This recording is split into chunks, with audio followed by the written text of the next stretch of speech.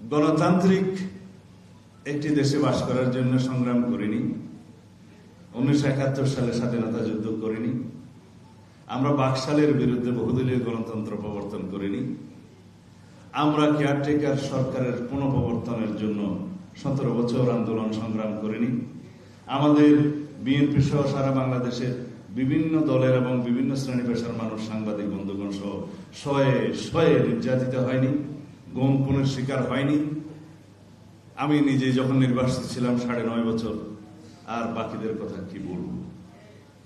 কিসের জন্য বলেন?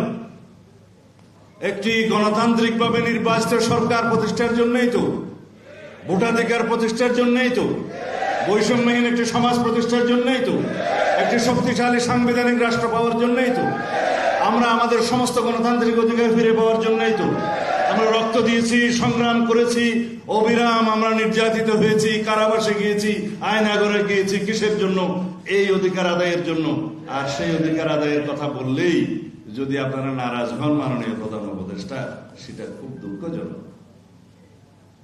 সংস্কারের কথা বলে আর কত বিলম্ব করবেন?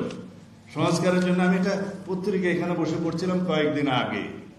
এটা সংস্কার কমিশনের ভাইস চেয়ারম্যান বা সভাপতি তার একটা সাক্ষাৎকার দিয়ে বলেছে। এইখানে যা পড়লাম আমি, তাতে তিনি নিজেই স্বীকার করছেন নির্বাচন ব্যবস্থা সংস্কার কমিশনের প্রায় সব রিপোর্টে 2-1টি বাদে সবাই একমত। দুর্নীতি দমন কমিশনের সমস্ত সংস্কারে তার কথা সকল দল প্রায় একমত।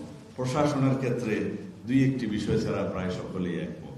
বাকি রইল জুডিশিয়ারির ক্ষেত্রে শুধু বলেছে বিচার বিভাগের কিছু কিছু বিকেন্দ্রীকরণের জন্য আদালত উপজেলা পর্যায়ে সেই বিষয়ে ভিন্ন মত বা মিশ্র মত আছে, বাট আমরা একমত হয়েছিলাম নীতিগতভাবে বিএনপির পক্ষ থেকে। তাছাড়া বিচার বিভাগের অন্যান্য বিষয়ে যেগুলো বিচার বিভাগের সত্যিকারভাবে স্বাধীনতা দিবে, সত্যিকার ইন্ডিপেন্ডেন্ট জুডিশিয়ারি প্রতিষ্ঠিত হবে, তার মধ্যে মাত্র জিনিস আছে 3টা। একটা হচ্ছে প্রধান বিচারপতি নিয়োগ কিভাবে হবে, আর একটা হচ্ছে সুপ্রিম জুডিশিয়াল কাউন্সিলের আর কি কি এখতিয়ার বাড়বে, একটা হচ্ছে যে বিচারক নিয়োগের জন্য আইন, আর একটা হচ্ছে অধস্তন আদালতের নিয়ন্ত্রণ ক্ষমতা আর্টিকেল 116 অনুসারে তারা উল্লেখ করেছেন। এই সমস্ত বিষয়ে প্রায় কাছাকাছি এসছে। এখন বাকি রইল সংবিধান। ওনারা যা চান শুনে রাখুন মাননীয় সংস্কার কমিশনের নেতৃবৃন্দ, ইনক্লুডিং মাননীয় প্রধান উপদেষ্টা।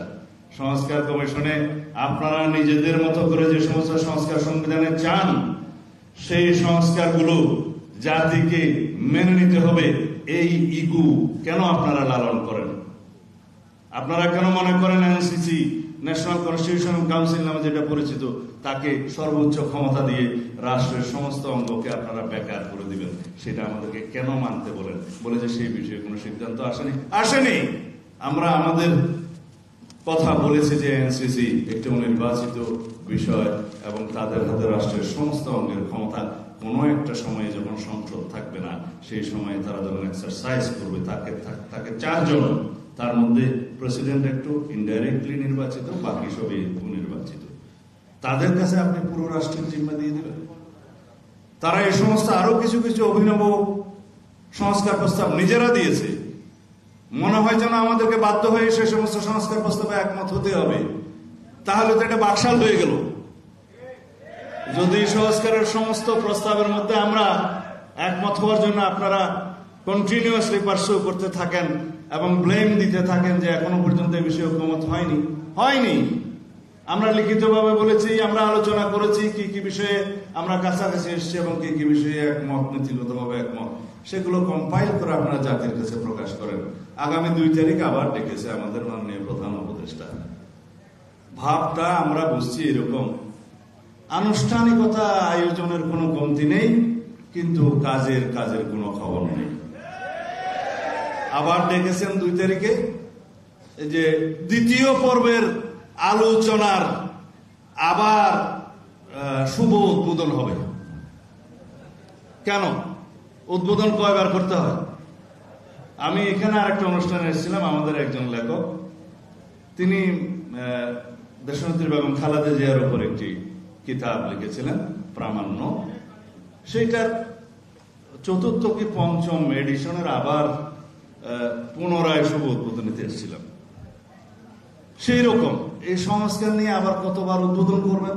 প্রথম পর্যায়ের একবার উদ্বোধন করেছেন আলোচনা, দ্বিতীয় পর্যায়ে আবার উদ্বোধন করবেন, তৃতীয় পর্যায়ে গিয়ে আবার আপনারা এটা একত্রিত করবেন। এইভাবে আপনারা আমাদেরকে সংস্কারের কলা দেখাচ্ছেন।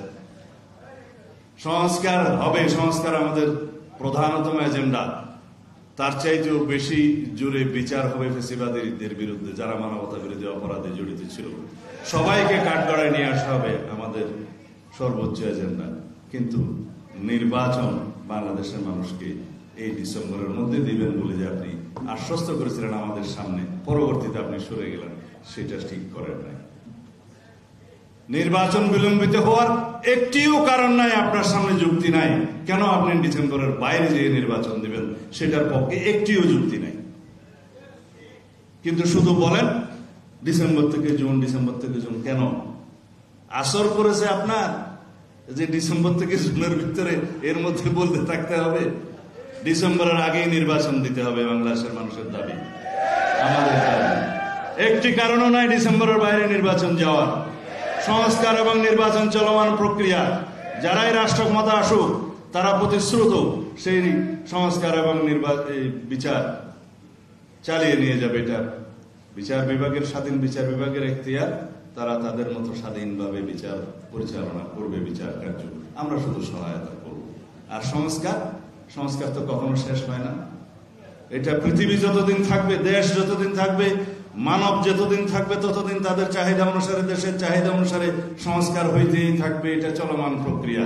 আর ওনাদের ভাষ্যের মধ্যে যে সংস্কার সমাপ্ত করেই সব দিতে হবে। কেন? যাই হোক, অনেক কথা বললাম।